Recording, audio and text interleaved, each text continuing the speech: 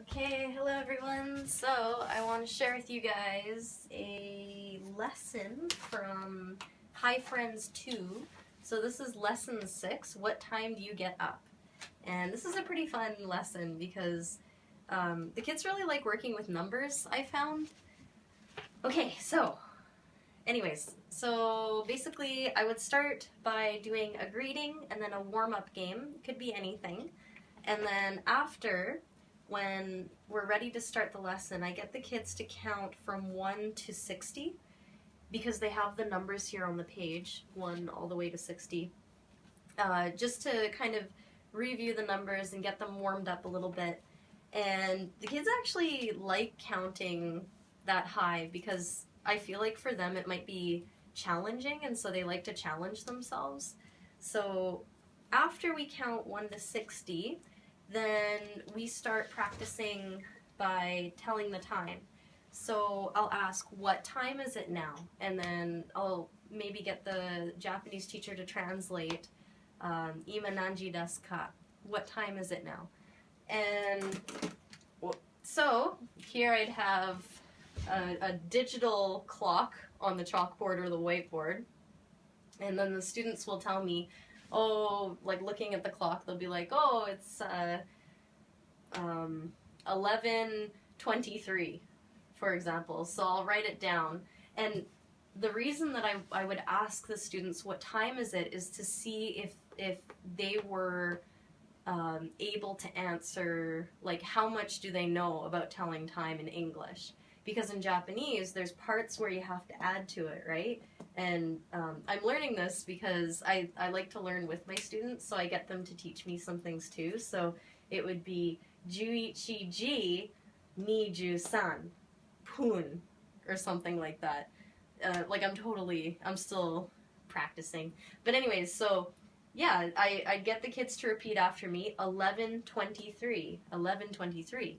So after that, then I erase the numbers and I'm like, okay, so let's try again. What time is it? And then you can get the class to answer as a collective, or you can get them to raise their hands. And they'd be like, oh, it's 1. I'd be like, okay, good.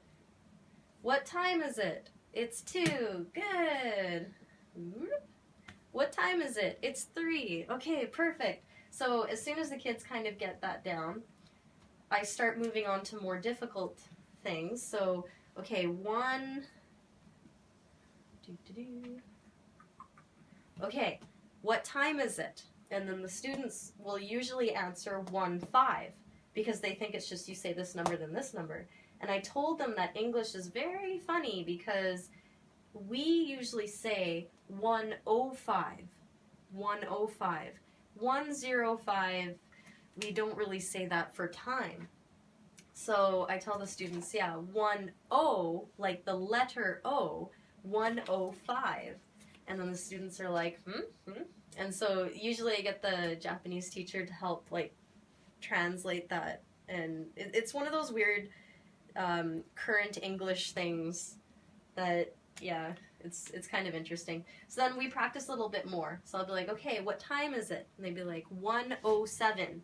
I'm like, good. And then I'll be like, okay, what time is it? 1:03. Okay, good. So just getting the O part, 1:03. Unless that's a very Canadian thing, I'm not quite sure. Anyways, okay, so then I'd move on to something like this. I'd be like, oh, what time is it? And they'd be like, 1:15. I'd be like, yeah, good. And then move on. What time is it? It's 1:30, right? So we practice a few times using the digital format, and then once I feel that the students have they're confident with speaking what time it is, I bring out my dun-dun-dun egg on toast clock. How fantastic is that? Although, yeah, I realized later that these should be like bacon strips. But yeah, that's okay. Anyways, so again, I would practice with the students. I'd be like, okay, what time is it? And then they'd be like, it's 1. I'd be like, okay, good.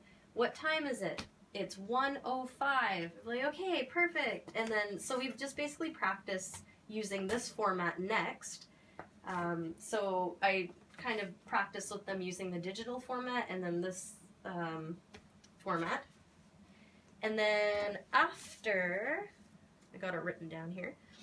Okay, so then after we do the textbook activities. So here, lesson 1, we have the, I could be totally wrong, but I think it's called analog clock, where it's got like the hands on it. But anyways, so we have these clocks, and then we've got a digital. So we listen to the CD program, and so we'll click number 1, we'll play it, and the voice will be like, what time is it? It's 11:15 or something, and then we get the students to draw it in, and then same with this one, and then same with this one, and then we check the answers after. So again, that's familiarizing stuff and things. And then after that, I have 2 activities that I do. Because Karuta is a really fast game. It's the one where students would like go out and grab the answer card, and then they get to keep that card as like a point. So here I have a bunch of times. So I printed out times on a piece of paper, and then I cut them into little slips so that students could play Karuta with it. So they grab whatever time you say or whatever. And I made enough so that each group gets a set. So you get students to sit in like groups of 4, 6, 2, however many you think. And then you just put the cards in the middle between them. And then what I do now, I realize it's a little bit more effective to play Karuta if I say a sentence and then have a keyword in there, so the students have to really listen. So, for example, I would say, I get up at 8. So then the students will have to look on their table for 8, and then they can grab it, right? And I've realized now, like I've only done it with the digital format, I realize now that it might be interesting to print out or like the size of a watch, and then have the hands drawn on, and so kids would have to like look for the watch template and then grab like this format as well. So anyway, so we play a game of Karuta with this, and again, I use the times in a sentence. So I'd be like, I eat breakfast at 7:10 or something.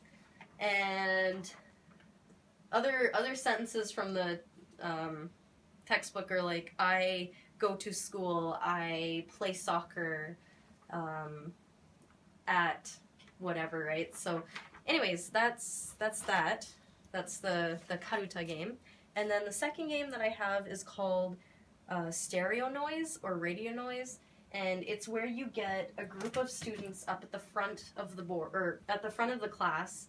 So I discovered a way to do this that makes it like a competition. So you group students into a group. Okay, so we'll pretend these magnets are the group. This bear could be me. There, we'll give him a body. Yeah! Okay, so anyways, this is a group, and then this is the front of the class. So one member will go to the front, and say this is another group, one member will go to the front.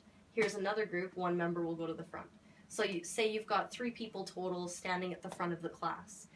I guess this is like after you kind of practice the grammar with them. So the grammar would be, what time do you get up? So I got the students to, yeah, because that's the title of the lesson. So I got the students to, in the people who were at like their desks, I got them to say, what time do you get up? And then after they say that, these people at the front will all say at the same time, I get up at blah, blah, blah. And it's supposed to be, like, I try and get each of the students at the front to say it at the exact same time, so it's more difficult to hear what they're saying. And then each group has to guess what their group members said. And if they can guess that correct, this group gets a point. And I think the largest was like 7 people at the front or 6 people at the front, and was really fun because the kids, like, they really enjoy actual challenges and stuff, right? So that's the stereo radio noise game.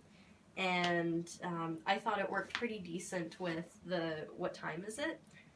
And okay, so then that game you can usually play until the end of class, because by then, after doing karuta and then doing this game, the bell would ring relatively soonish. So anyways, that is my what time do you get up lesson.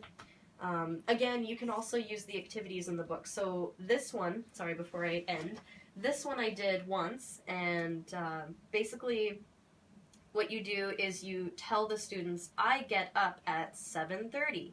So then where it shows the get up picture, it's like her, the character, getting up. Underneath, the students would write 7:30. And then here, I eat breakfast at 7:45, and then you can write 7:45 and have the kids like write them all out, and then you can check after to see who's correct and whatnot, and who needs a little bit more help. And I haven't gotten to this part yet where it's like time zones, and I haven't done the chant or anything, so I don't know about that. But anyways, yeah, so that's the lesson, and thank you for watching, and we'll see you next time.